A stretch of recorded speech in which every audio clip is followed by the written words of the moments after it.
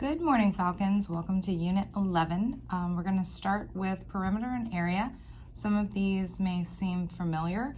You have seen them before, so we'll get some practice with it. As a definition, we're going to say that perimeter is going to be the total distance around the outside of a figure. And the area is the total space inside a figure. So you'll see that you have various formulas here for area. Some cases you also have perimeter. Just remember, for perimeter you'll add up the outsides, and then we have these formulas for area. We're going to get some practice with those as we move down to example 1. It says to find the area of each figure, rounding to the nearest hundredth if necessary. So I look at this figure and I realize that's going to look similar to this here. So I'll go ahead and write my formula. Area is equal to base times height. And luckily for us, they go ahead and give us that information. So all we have to do here is plug it in and then make sure that we include the units as part of our answer. So the base is 21 meters and the height is 33 meters. So we'll just pop that in our calculator. And I get 693 meters squared. Because we are multiplying a unit times a unit, you'll always end up with units squared for area. And there is our answer. On to the next one. We're finding the area of this square here. So again, if we look at our formulas, it's going to just be area is equal to the side squared. And the length of the side in this case is 17.6 millimeters. So I'm just going to hit that, put my squared, 17.6 and squared in our calculator, and I get 309.76 millimeters squared, and that's our area there. So again, some of these are really straightforward and basic. We're gonna keep moving with this as we go to our next page. Okay, here we go. So now I look at this figure and I've got a circle, okay? So we have the formula of area is equal to pi r squared. And the r is for radius. They do go ahead and give me that radius here, so I'm just going to hit it with pi times 2.9 squared. So in my calculator, 2.9, and then I'll square that, I get 8.41. So I would write that like this, 8.41 pi feet squared. That's an exact answer. But because our rounding purposes, we would need to go ahead and multiply. Since we have consistently used 3.14 for the measure of pi, we're going to do that as well. So I might write that up here just to remember when I plug that in my calculator, I want to use that.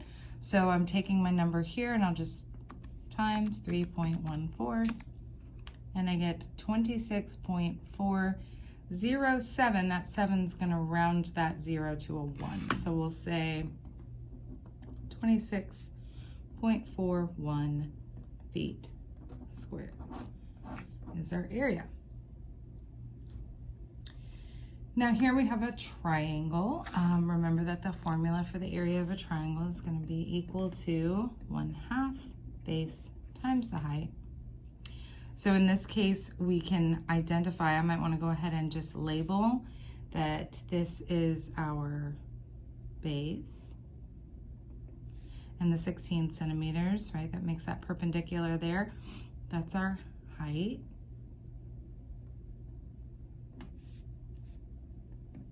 And so 1/2 times 16 times 27.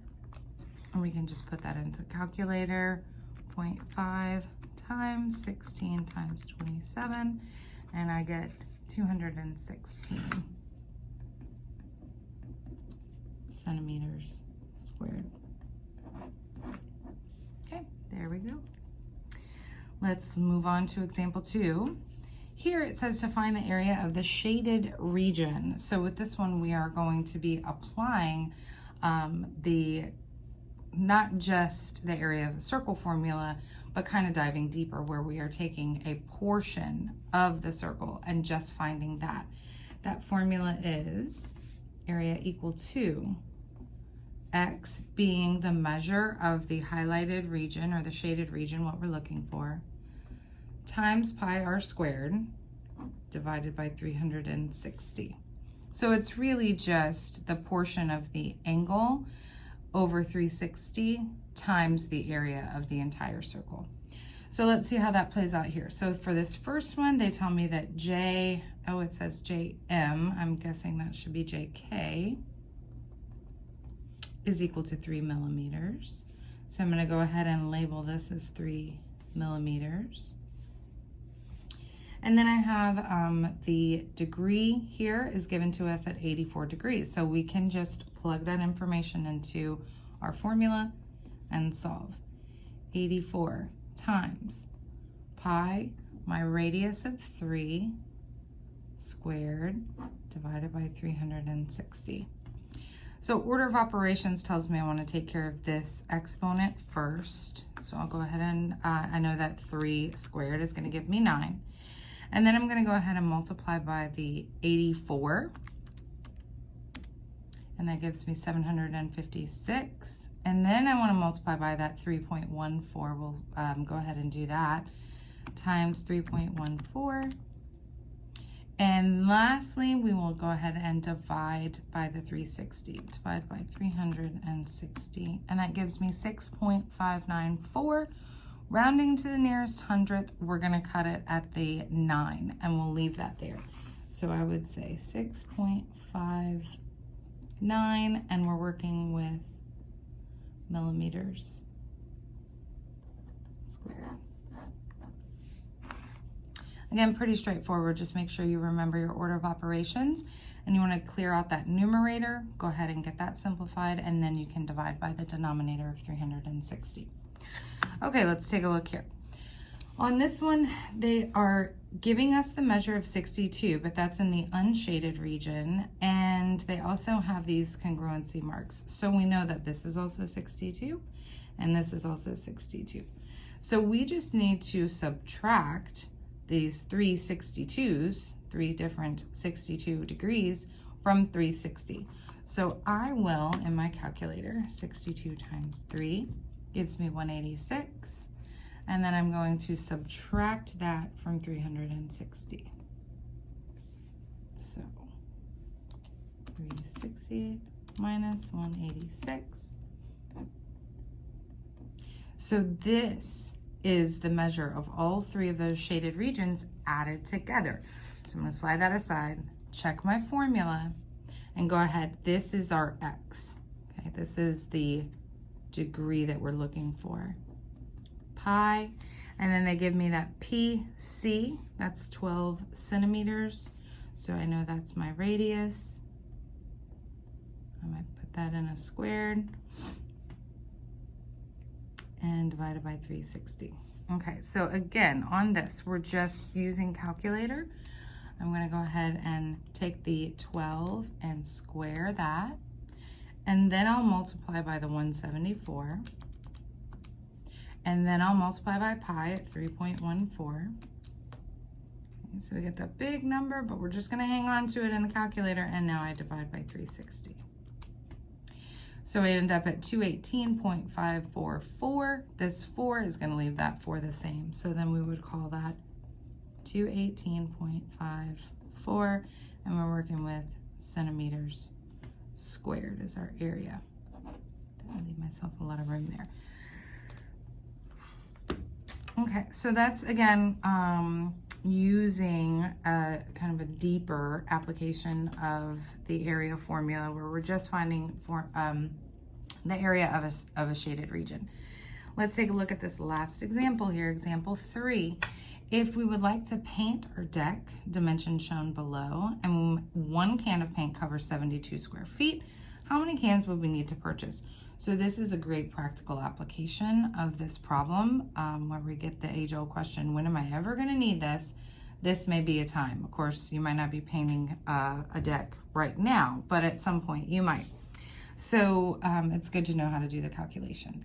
If I look at my formula sheet, I know that the formula for a trapezoid here is going to be area equal to 1/2 times the height times base 1 plus base 2.